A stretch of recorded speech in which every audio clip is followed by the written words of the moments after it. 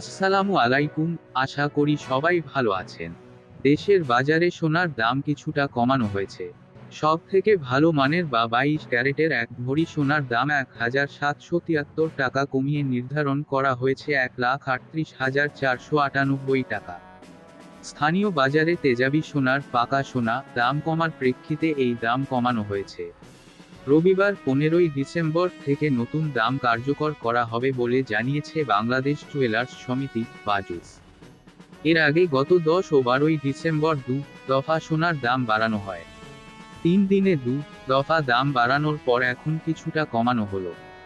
শনিবার 14ই December BAJUS standing committee on pricing and price monitoring committee বৈঠক করে এই দাম কমানোর সিদ্ধান্ত নিয়েছে। পরবর্তীতে কমিটির চেয়ারম্যান মাসুদুর রহমানের সই করা এক বিজ্ঞপ্তিতে এ তথ্য জানানো হয়েছে।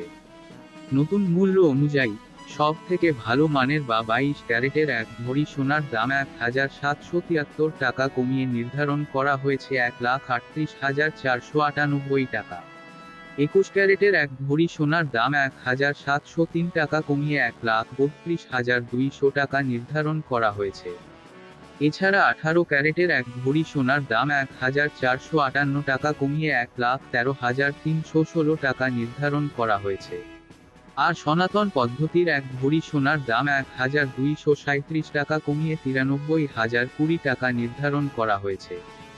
সোনার দাম কমানো হলেও রূপার দাম অপরিবর্তিত রয়েছে।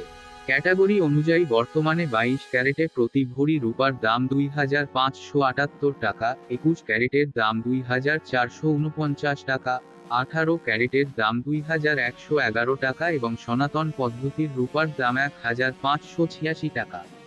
বিনিয়োগ: সোনা একটি জনপ্রিয় বিনিয়োগ মাধ্যম। এটি একটি স্থিতিশীল এবং মূল্যবান সম্পদ যা সময়ের সাথে সাথে মূল্য বাড়তে পারে।